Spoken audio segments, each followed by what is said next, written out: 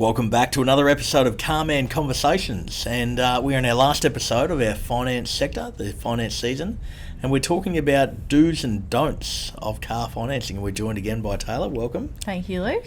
I'm excited for this episode. Obviously, every man and his dog has a do and a don't with car. Everyone's an expert on this, but it'll be good to hear your expert opinion as well. So let's start with a don't. Yep.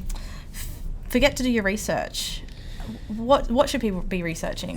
So it's definitely a don't. Don't forget to do it. It's so important. So important. They should be researching around, their financing terms, researching around what they're trying to achieve, of a reputable financier.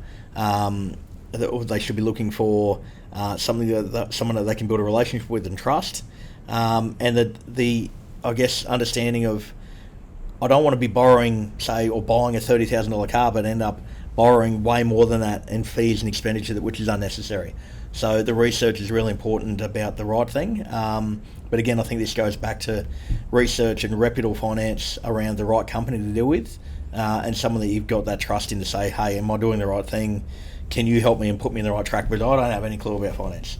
As much as I say that I do, and as much as everyone around me is an expert, I just want to start from the fresh with someone that give me the raw bones of it. Can you tell me the do's and don'ts and tell me, am I on the right track, and put me in the right advice that's going to suit me? I think that leads on into my next do. Yep. So just starting that conversation, no matter where you are in your journey. So there is no better time to just start the conversation. That is a big do. A big do is the conversation starter. And I've mentioned in previous episodes, and the most important of them all, have that conversation, talk about it, and be upfront and be transparent. There's no benefit in you putting on a facade of I know finance and I know rates and I know what I should be getting, and just be upfront. So look, hey, what you tell me the best advice. Everyone's an expert in their own trade, you know what I mean, and let the experts do what they're there to do, and that is to give you the best advice around, 30 grand to borrow, I've got a really good idea of how we can do it. We can talk to you about GFE. Do you know much about GFE? Or do you know much about this? What if we were to lessen your value of what you're looking at? So we can, if we were to put in a little bit of a deposit, and people say, I didn't know how that works, or I didn't know I can do that. They're the do's. The do's are having the conversation. And the do's are probably having the conversation with the right people and looking for the right people to have that conversation with. Someone that's trustworthy, reliable, a good dealership operation or a good financier with a great reputation and history to put you on the right track. Because the last thing you want to be doing is buying your dream car and having having a nightmare finance, because they go hand in hand. And what should work at a great experience and to be seamless, and you shouldn't be stressed about it or overthinking it or worried about what the outcome's going to be. It should be something very, very natural where you're in complete control of your money and your borrow. I think once you have found that right person to give you that advice, I guess a big don't is just not to make any assumptions, because you just never know what might be possible with finance. So again, that's a big don't. Assumptions, that's the killer, isn't it? Because you're assuming, oh no, I can't get that. I've got bad history. Oh no, I can't afford that. No, I'm too young. I don't earn enough money. Oh, I don't think I'm going to be eligible for that yet because I haven't been in my job long enough. The list goes on and on and on. And it's a case of making an assumption when you don't actually know. Start the conversation, like we just said with the big do. Start the conversation, find out. Say, hey, look, I'm unsure of this. Am I in a position where I can borrow the money? Absolutely you are. Oh, okay, well, I didn't realise that. So don't make that assumption, because you could be costing yourself some happiness in a brand new car. I guess sort of on the flip side of an earlier don't of forgetting to do your research, just be prepared. Know what documents you need, know your budget, and just be very open and transparent with that financier. They're the important ones, is be upfront and be transparent, and that goes both sides, but just know what you need, and that's probably getting the right advice and you knowing what you want. I might be borrowing 20 grand or 15 grand or 30 grand, whatever it might be. I need to give the information about where I'm at, and then we're going to give the right information back in turn for that. And that's around the right borrow, the responsible lending, the do's and don'ts of financing. So much, but again, it keeps coming back to the same thing, doesn't it? Opening that conversation, starting that conversation, and not rushing yourself into something for the wrong reasons. Take the time, do your research.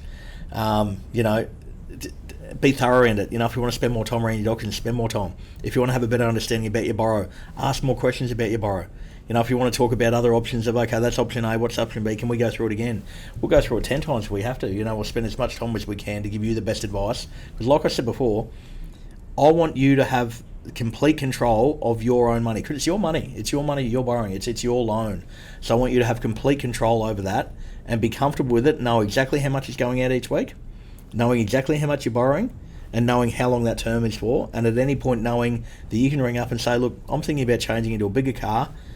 Can you give me my current this, and let me know if I can afford it? I guess my final do sort of delves a bit deeper into that, just the asking questions part and just knowing what you're signing.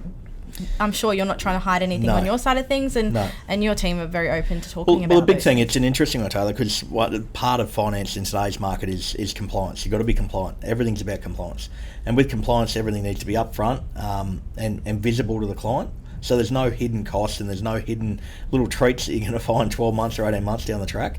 But the other part of that is, mind you, we're never going to do the wrong thing by a client, but ask as many questions as you can. You know, can you step me through it again? And there's no shame in probably wanting to go through everything and be thorough, because it's not your forte. You know, it's not as if you're buying a new car or financing a new car every 5 minutes or every 5 months. It's something that might happen every 4 or 5 years. So the market's changing, the finance industry is changing all the time. Ask all the questions. Spend a bit more time going through the repayments, the documents. What am I signing here? Can you explain this to me? Can you go through that guaranteed future value again? Where can I find that information? Is this something I can log on to an app to find or a website? We've got all that information there for you. So again, we want you to be in full control of your own loan, that everything's at your fingertips, that you've got it there.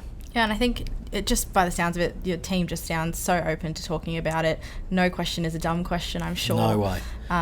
So yeah, it does make it a whole lot less daunting. Well, that's what they're employed to do. A massive amount of experience. There's multiple that have got over 20 years experience and experienced it in harder times of finance with lack of compliance to a really tight compliance now.